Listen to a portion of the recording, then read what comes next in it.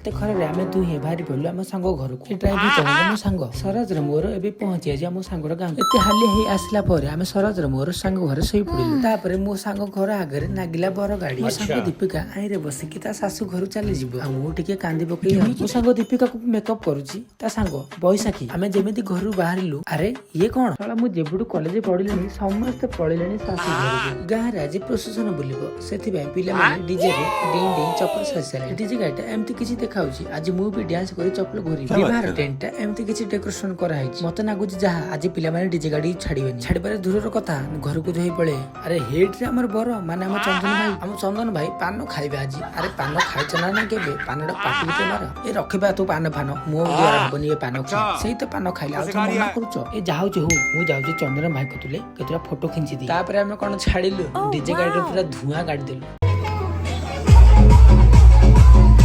अरे हे मु तो आ भीतर नहीं हेटी मु मुंडो बुला भाई पहला गोट सर अरे मुझे चक्कर आने लग गया अब।